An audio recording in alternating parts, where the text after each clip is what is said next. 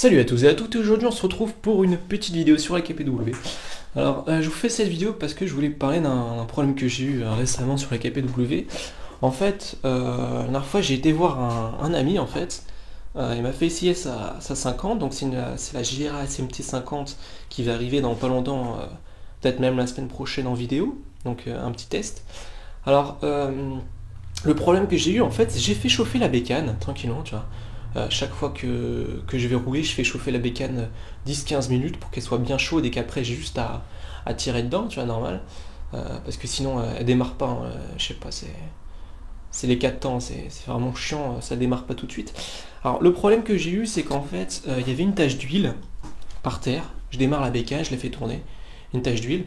Et le problème en fait, c'est que c'était une tache d'huile mais qui venait pas du moteur, tiens.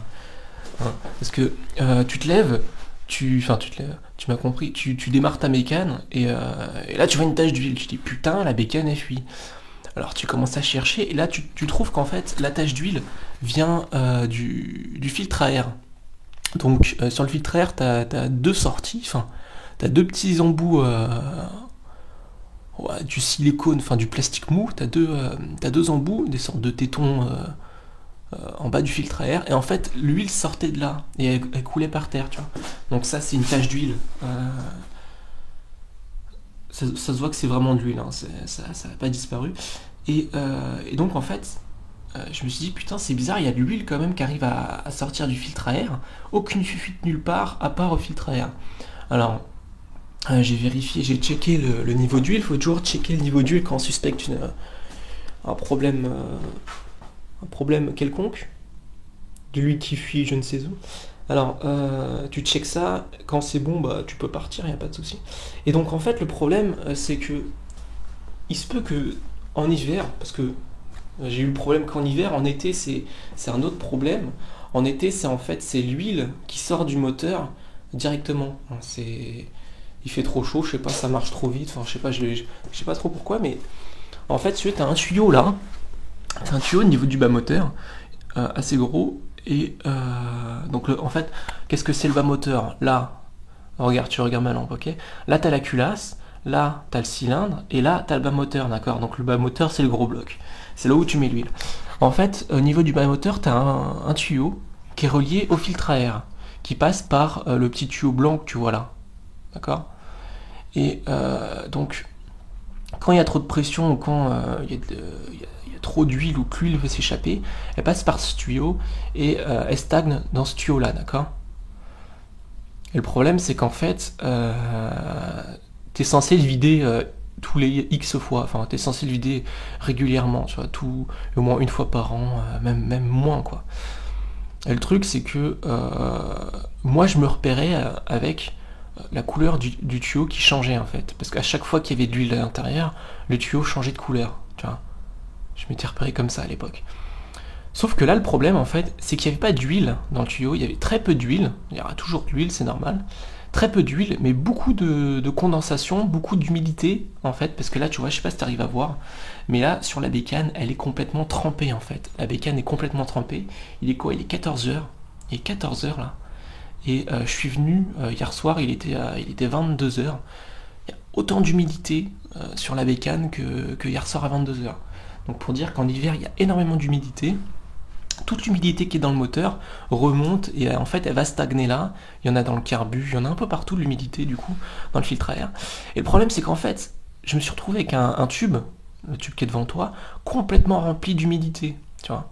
Donc le tube était complètement rempli d'humidité et l'huile qui voulait se mettre à l'intérieur, parce que des fois il y a de l'huile qui veut se mettre à l'intérieur, elle pouvait pas se mettre à l'intérieur, comme il était complètement rempli.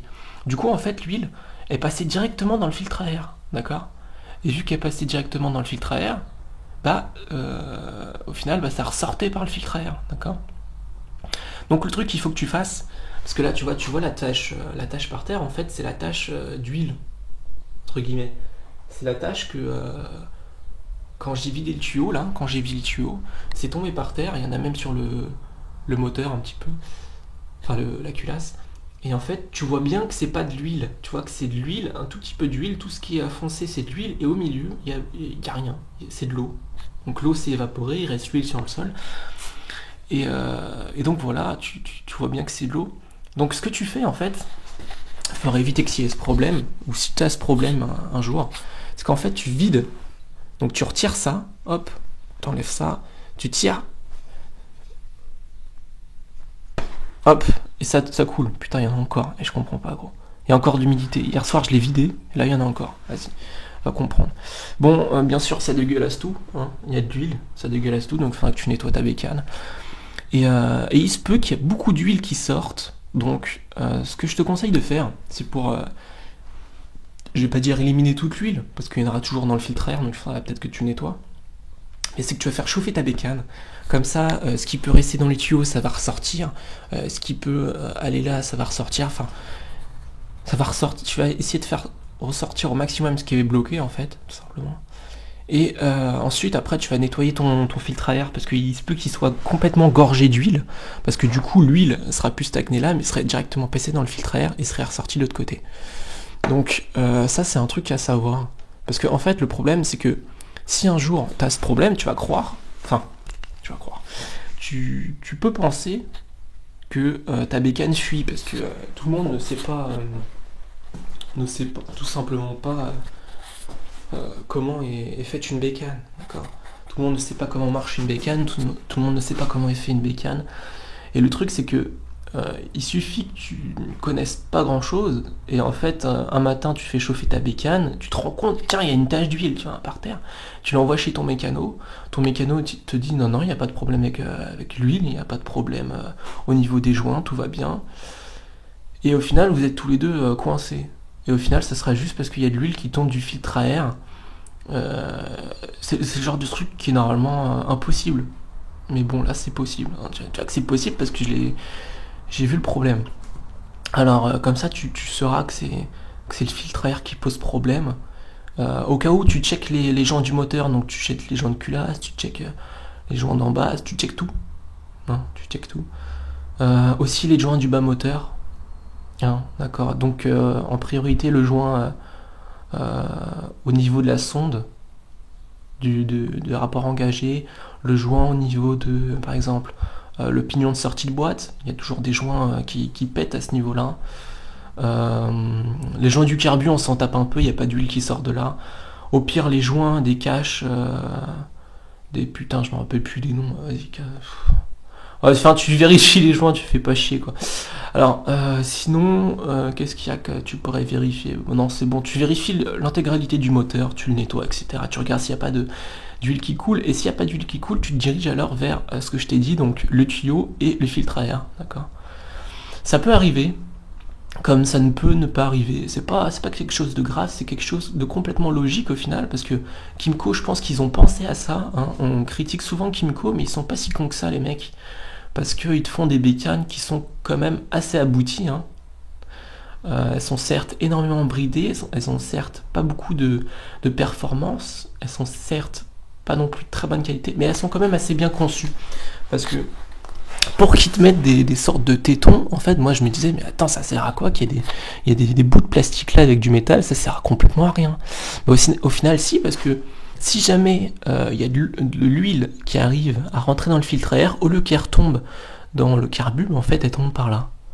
Donc tu pourrais dire, ouais, c'est génial, comme ça, j'ai pas besoin de vider le tuyau ni rien, ça se fait tout seul. Ouais, mais bon, c'est toujours mieux de le vider et de nettoyer la mousse, comme ça l'air elle passe mieux dans le carbu. Enfin voilà. Sur ce les mecs, j'espère que je vous ai apporté des informations. Si jamais vous avez des problèmes, ou au cas où vous ayez des problèmes, n'hésitez pas à poser des questions. Hein. Je vais sortir la vidéo du test de la SMT50 d'ici une semaine, quand j'aurai tout le matos pour la monter. Parce que là, en fait, j'ai pas tout le matos pour la monter. Le logiciel et les vidéos sont très très lourdes. Hein, quand tu te dis que c'est 16 Go par heure, tu te dis putain, leur dit il faut qu'ils supportent. Mais enfin bref, sur ce, portez-vous bien, passez de bonnes fêtes. Et à la prochaine les mecs. Ciao.